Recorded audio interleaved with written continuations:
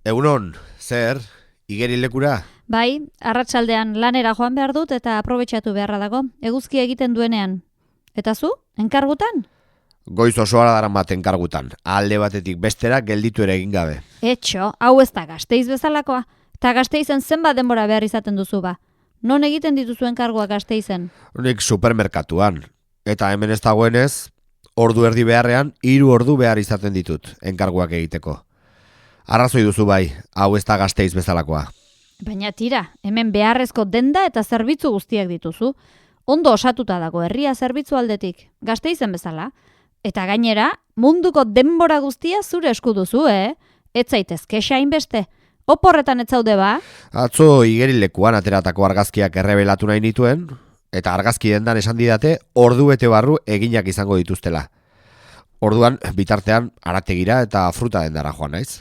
Aurkitu alduzu arategia. Kosta zait, azkenean galdezka ibili behar izan dut. Nola pentsatuko nuen nik etxe baten ataritik sartu behar nuela, arategira.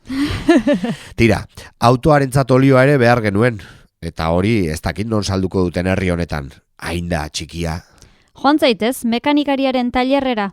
Autoa konpontzen dituen garaje txiki bat bada hor, eta han Mikelek lagunduko dizu, autokontuetan.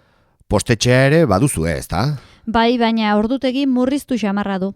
Postariak banak eta amaitu arte ez du zabaltzen bulegoa. 12:00 ordu 2:00 egoten da zabalik. Ondo, aurki orduan.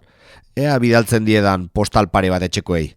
Eta arrandegia? Non dago arrandegia? Ez, arrain sailtzailea kamioian etortzen da, astean behin. Asteazkenetan, beraz arraina bihar erosi beharko duzu. Ara, hori ere bai.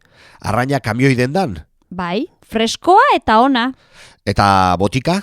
Botika bada ezta? Osasunetxetik errezetarekin atera naiz eta?